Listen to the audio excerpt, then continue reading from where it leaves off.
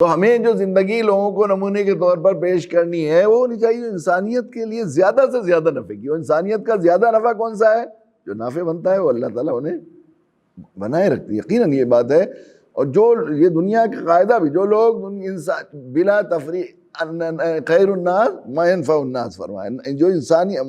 واما ما ينفع الناس فرمایا، جو انسانوں کو نفع پہنچائے، جو متقیوں کو نفع پہنچائے، نیک لوگوں کو نفع پہنچائے، پارساؤں کو، ایمانداروں کو نفع پہنچائے، یہ بات نہیں فرمایا. یہ ایمان والوں کو نفع پہنچائے، مسلمانوں کو نفع پہنچائے نہیں فرمایا. واما ما ينفع الناس فيمكث في الارض،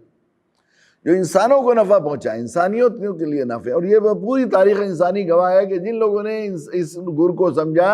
اور انسان کی نافعیت کے لیے زندگی گزاری، وہ لوگ ہمیشہ انبیاء علیہ السلام سب سے زیادہ انسانیت کے لیے نافع تھے. اور جو جتنا انبیاء علیہ السلام اقرب انبیاء اپنی زندگی گزارے گا، خصوصاً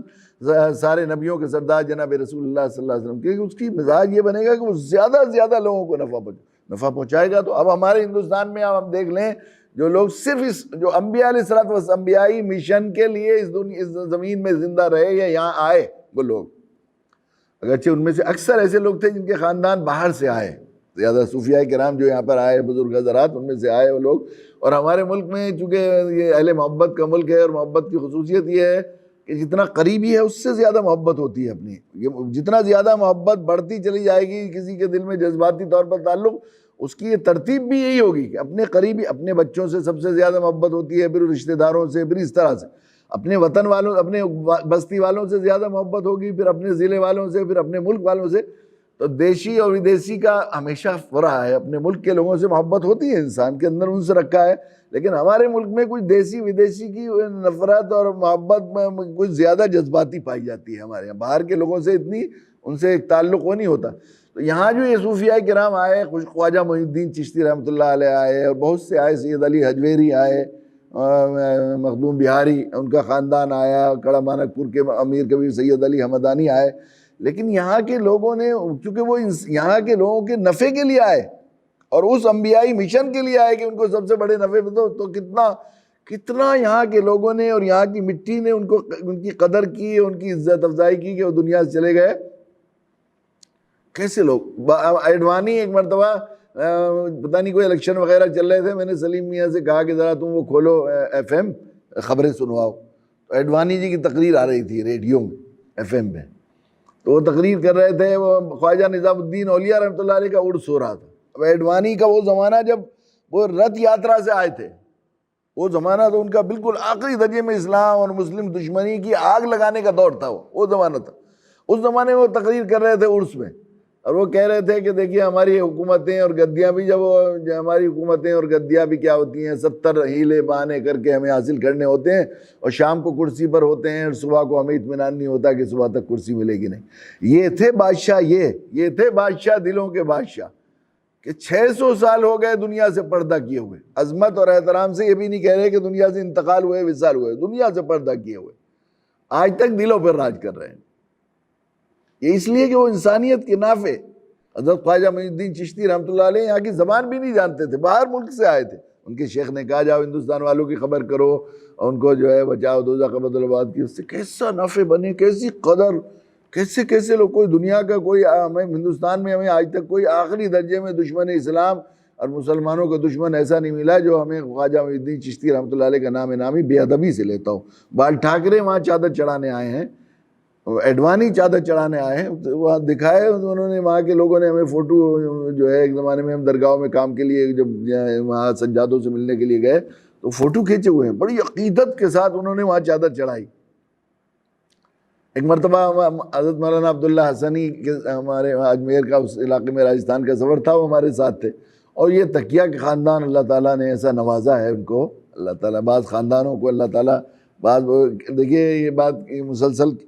اس تفسیر کے سلسلے میں آ رہی ہے کہ جو لوگ راستے سے ہٹے ہوئے ہیں، جو لوگ غلط روی اختیار کرنے والے ہیں، گناہ گار ہیں، فاسق ہیں، مشرک ہیں، کافر ہیں، نافرمانی کا راستہ اختیار کر رہے ہیں، وہ ان لوگوں کو آباء و اجداد کی نسبت ہرگز فائدہ نہیں دے گی. کہ انہیں دوزخ سے بچانے یا ان کے گناہوں کی پاداش کا میں ان کو سزا سے بچانے کا ذریعہ بن جائے، یہ نہیں ہوگا۔ لیکن جو لوگ نیک طریقہ اختیار کرتے ہیں، اخلاف صالح جو ہوتے ہیں، جو نیک راستہ اختیار کرتے ہیں، اپنے بزرگوں کے طریقے پر چلنے کی کوشش کرتے ہیں، ان خدمات میں اپنی کوشش کرتے ہیں، صلاحیتیں الگ الگ ہوتی ہیں، ہر ایک کی تو نہیں ہوتی، کسی کو اللہ نے اپنی صلاحیت دی ہے ذہانت کے اعتبار سے، اس کے اعتبار سے، اور بعض لوگ بیچارے ذہن کے اعتبار سے، ہمت کے اعتبار سے کمزور ہوتے ہیں۔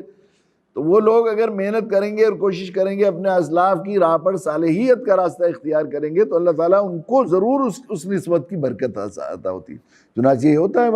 بعض خاندان ایسے ہیں کہ مسلسل زندہ ہیں، اور اللہ نے وہ کیا ہے، تقیے کا خاندان ہمارا، وہ حضرت شاہ عالم اللہ رحمۃ اللہ علیہ کا خانوادہ ایسا ہے کہ وہاں یقیناً پیدا ہونے والا بچہ اپنی فطری صفات پر ایسا تربیت ہو کر آتا ہے، جہاں لوگ 50 سال کے مجاہدوں کے بعد عاجزی، انکساری، بے نفسی اور اخلاص جو ان کے یہاں پایا جاتا ہے، وہ وہاں دیکھنے کی چیز ہوتی ہے، یقیناً وہ ایسی وہ ہوتا ہے وہاں پر، اللہ تعالیٰ نے وہاں پر۔ تو حضرت یہ چونکہ سید احمد شہید رحمۃ اللہ علیہ کے خانوادے میں اللہ نے خاص رکھا ہے، خاص سنت، توحید و سنت، یہ بنیادی امتیاز و اختصاص ہے حضرت سید صاحب رحمۃ اللہ علیہ کے سلسلے کی برکت اللہ تعالیٰ نے رکھی ہے۔ اس لیے حضرت مولانا اشرف علی تھانوی نور اللہ مرقدہ فرمایا کرتے تھے کہ مجھ جیسا بے بصیرت آدمی یہ بتا دے گا کہ سید صاحب کا یہاں سے گزر ہوا ہے، آج تک سنت کے انوارات یہاں میں، وہ تو بے بصیرت تو حضرت عظیم کساری میں فرما رہے تھے، آج تک سنت کے انوارات محسوس ہوتے ہیں، جہاں چلے جاتے ہیں ایسا حال ہے وہاں پر، اتنی احتیاط۔ حضرت کسی نے لکھا ہے ارواح ثلاثہ میں، حضرت میاں جی نور محمد جنجانوی رحمۃ اللہ علیہ اصلاً شاہ عبد الرحیم ولایتی سے بیعت تھے، حضرت تھانوی نور اللہ مرقدہ نے یہ بات لکھی ہے کہ لیکن بعد میں شاہ عبد الرحیم صاحب ولایتی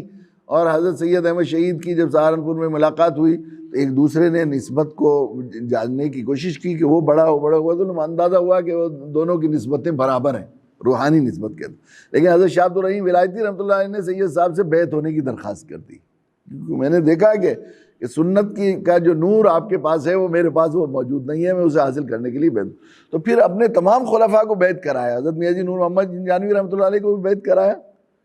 اس کی وجہ سے اتنا زیادہ سنت پر رسوخ اور احتیاط شریعت کے معاملے میں ہو گئی تھی۔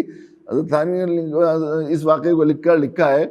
کہ یہ سید صاحب کی نسبت کی برکت تھی کہ ان سے کسی نے کہا کہ حضرت فلاں شخص بہت اچھا نعت پڑھتا ہے، لڑکا بہت ہی پیاری نعت پڑھتا ہے، بلائیں ہم، دل بھر آتا ہے۔ تو انہوں نے کہا بھئی دیکھو جو ہے سماع بغیر مزامیر کے بھی علماء کا اختلاف ہے، لوگ مجھے کبھی کبھی امام بنا دیتے ہیں، اس لیے میں احتیاط کرتا ہوں، بغیر باجے گاجے کے بھی گانے وانے میں علماء کے اختلاف ہے، تو میں کسی اختلافی اتنی احتیاط ان کے سید صاحب رحمۃ اللہ علیہ، اور توحید پر تو آخری درجے میں، ایسا حال سنت کے سلسلے میں حضرت مولانا نور اللہ مرقدہ عجیب غریب واقعہ سنایا کرتے تھے، واقعات سناتے حضرت تو یہ شعر سناتے، ہم نے اپنے آشیانے کے لیے جو چبھے دل میں وہی تن کے لیے۔ تو سید صاحب رحمۃ اللہ علیہ کے سلسلے کو اللہ تعالیٰ نے بہت ہی خاص نوازا تھا۔ حضرت فرماتے تھے کہ شام کے ایک عالم نے ہمیں یہ بتایا، ابو الحسن نام تھا ان کا، حضرت نے یہیں فرمایا، یہیں مہمان خانے کے باہر ہی ہمیں وہ آئے تھے شام کے، تو یہیں سنایا واقعہ، مہمان خانے کے باہر کرسیاں لگی ہوئی تھی حضرت کی، جب گرمی کے موسم میں لگتی تھی وہیں کرسی پر بیٹھے ہوئے تھے، یہیں سنایا ہمیں کہ ہم نے جو ہے سیرت سید احمد شہید پڑھ رہے تھے تو ہم پر بہت عجیب کیفیت طاری ہوئی، اور سیرت سید احمد شہید کی ایک خصوصیت ہے، ایک تو سید احمد شہید رحمۃ اللہ علیہ کی سیرت حضرت مولانا کی لکھی ہوئی ہے، کچھ نہ کچھ اعمال میں خصوصاً نمازوں کی کیفیت ضرور، کوئی آدمی مجھے نہیں ملا جس نے سیرت سید احمد شہید پڑھی ہو اور کچھ دن کے لیے، کم سے کچھ ہی دن کے لیے اس کی نمازوں کی کیفیت نہ بدلی ہو، نمازوں کے ساتھ دلچسپی اور نمازوں میں خشوع و خضوع اور حضور کچھ نہ کچھ اس سے میسر نہ ہوا، بعض چیزوں میں اللہ تعالیٰ تاثیر رکھتے ہیں۔ تو انہوں نے وہ پڑھی تو مجھ پر وہ کیفیت طاری ہوئی، تو میں نے خواب میں سید احمد شہید رحمۃ اللہ علیہ کی زیارت کی۔ اب خواب میں سید احمد شہید رحمۃ اللہ علیہ کی زیارت کی رات کو، تو میرے شیخ وہاں سے کافی اونچائی پر پہاڑ پر ایک بستی میں رہتے تھے، پیر جو تھے، وہ صبح فجر کی نماز سے پہلے انہوں نے کنڈی کھٹکھٹائی، وہ تشریف لائے، تو میں نے دروازہ کھولا تو شیخ ہیں، تو مجھے حیرت ہوئی کہ اس وقت کیوں آئے، فوراً انہوں نے مسکرا کے یہ فرمایا ابو الحسن تم کہو یا ہم کہیں، تو مجھے فوراً خیال ہوا کہ میرے خواب کا ان کو کشف ہو گیا، وہ ایک تیسری دنیا کا ایک کنیکشن ہوتا ہے، کمیونیکیشن، وہ جہاں سے بات چلتی ہے وہیں پہنچ جاتی ہے، حالانکہ کوئی اور بات بھی ہو سکتی تھی، لیکن ان کے دل میں وہی بات آئی کہ ابو الحسن تم کہو یا ہم کہیں، تو میں نے سوچا شیخ سے کہوں کہ دیکھیں کیا معلوم ہوا. پھر مجھے خیال ہوا شیخ کا امتحان لینا بے ادبی کی بات ہے. تو حضرت میں نے آج سیرت سید احمد شہید پڑھ رہا تھا اور رات بڑی عجیب کیفیت میں حضرت سید صاحب کی زیارت کی. مجھے بہت ہی دل بھر آ رہا تھا, بہت ہی یاد آ رہی تھی. تو کہا کہ ہاں, میں نے اچانک دیکھا کہ پورے علاقے میں سنت کے انوار سے پورا علاقہ منور ہو گیا. اب میں اس کے مرکز کو تلاش کرنے کے لیے تلاش کرتے کرتے اب یہاں آیا تو تمہارے گھر سے وہ نکل رہا ہے, تمہارے اندر سے, دل سے نکل رہا ہے. وہ خواب میں زیارت کرنے سے جنگل علاقہ منور ہو گیا ہو تو ان کی سنت کے نور کا. کسی نے کہا تھا کہ وہ شاعر نے کہ وہ کیا نزاکت ہے کہ عارض ان کے نیلے پڑ گئے, میں نے تو بوسہ لیا تھا خواب میں تصویر کا. خواب میں دیکھا تو اتنے برکتیں, عکس پلکوں کا نہ چپ جائے تنے نازک پر, ان سے کہتے ہیں جو اس دل میں بسے بیٹھے ہیں. یہ بالکل ایسی کیفیت ہے, کہاں سے کہاں تک اثر ہوتا. ایسے انوارات سید صاحب. تو ان کے خاندان میں ابھی بھی اللہ کی شکر توحید کے سلسلے میں اور شرک سے آخری درجے میں کرائی. میرے حضرت والا فرمایا کرتے ہیں شرک سے پخانے کی طرح اگر کرائیت نہیں پیدا کریں گے اب نسلوں میں تو ایمان محفوظ نہیں رہ سکتا. اس طرح پخانہ دیکھتا ہے تو آدمی ایک دم بچ کے ناک بند کر کے اور عجیب کرائیت کے ساتھ نکلتا ہے, یہ کیفیت نہ ہو. تو وہاں ہم لوگ وہ اجمیر گئے تو وہاں جانا تھا جو ہے درگاہ میں اس کے لیے. میں نے کہا چلیے چلتے ہیں. حضرت مدنی رحمۃ اللہ نے لکھا ہے جو آدمی ادھر کو نکلے اور یہاں بغیر حاضر کے ہوتے ہوئے نکل جائے تو مجھے اس کے نسبت کے سلب ہونے کا خطرہ ہے. تو زیارت قبور کے لیے اشد الرحال فی زیارت قبور پر علماء کو ہو رہا ہے. تو ہمارے یہاں کے پھلت کے کوئی عالم دین وہ تھے, کیا نام ہے, شاہ محمد اسحاق صاحب کے شاگرد. تو وہ اجمیر میں وہ جو ہے وہ اس پر تقریر کر رہے تھے کہ اشد الرحال زیارت القبور جو ہے وہ ناجائز ہے, حرام ہے. تو حضرت شاہ محمد اسحاق صاحب, شاہ محمد یعقوب صاحب حج کے لیے جا رہے تھے. حج کو جاتے تھے, سورج جاتے تھے تو اجمیر ہوتے ہوئے جاتے تھے. انہیں معلوم ہوا کہ وہ آئیں گے اور یہاں پر جائیں گے. تو انہوں نے تقریر کی کہ انہوں نے کہا کہ آپ ہرگز یہاں نہ آئے, میں آج کے لیے تقریر کر رہا ہوں. لوگ کہیں گے تیرا استاد اور تیرا شیخ تو ایسا کر رہا ہے تو تو کیوں کر رہا ہے. انہوں نے کہا تم اپنی تقریر ظاہر رکھنا اور ہم اعتراف کریں گے اور ہم جو ہے وہ کھٹملوں کے اس سے جو ہے وہ اپنے گھر کو نہیں چھوڑ سکتے. کچھ اس طرح کی بات کہی کہ ہم جب جا رہے ہیں, گزرتے ہوئے جا رہے ہیں تو ہم زیارت کرتے جائیں گے, وہاں پر جائیں گے. تو یہ حضرت مولانا عبداللہ صاحب سے بھی میں نے کہا کہ چلتے ہیں وہاں پہنچے. وہاں جا کر دیکھا تو وہاں تو حال یہ ہے کہ وہ سجادے بس ایک دھندا بنا رکھا ہے, بالکل جو ہمارے یہاں برادران وطن کا دھندا ہوتا ہے شرک کا, بالکل اسی طرح ہے. مانگ لو خواجہ سے, یہ کر لو, خواجہ نے تمہاری قبول کر لی, مرادیں یہ کر دی, اور سر جھکاتے ہیں اور چادر کے اندر یہ کہ خواجہ جی یہ مراد پوری کر لو اپنے غلام کی, یہ وہ فلاں فلاں. وہ دیکھا تو طبیعت ان کی بہت ہی زیادہ گھبرا گئی, ایک دم جلدی سے مختصر فاتحہ پڑھ کے بھاگے وہ. اور میں نے دیکھا کہ چہرہ بالکل ان کا برا حال ہو رہا ہے. تو میں نے ان کے رخ کو ذرا وہ کرنے کے لیے کہا کہ مولانا ایک بات چیز بتاؤ. میں نے کہا ذرا جوتے والے, یہ جو جوتے کی ٹوکن رکھتے ہیں وہاں پر,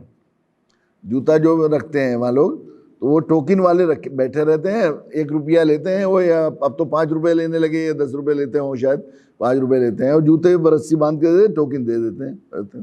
تو میں نے کہا جوتے والے گنیے کتنے ہیں, یہ تو وہ 11 دکانیں تھیں جوتوں والوں کی. میں نے کہا دیکھیے یہ اللہ کے بندے کیسے نافع بن کے آئے تھے انسانیت کے لیے, خیر خواہی کے لیے, کہ آج ان کی درگاہ کے زیارت کرنے والوں کے جوتوں کے صدقے میں 11 خاندان پل رہے ہیں, 11 خاندان پل رہے ہیں. پھر میں نے کہا اب یہ ٹریول ایجنسی والوں کو دیکھیے, پھر فلاں کو دیکھیے, فلاں کو دیکھیے. اللہ کی کائنات میں ایسی خوبیاں ہیں, آدمی ہماری سوچ وہ نہیں ہوتی اصل میں, یہ بڑی وہ ہے انبیائی سوچ ہے, یہ نبیوں کی سوچ یہ ہے کہ وہ ہمیشہ خیر و امید تلاش کرتے ہیں ہر جگہ.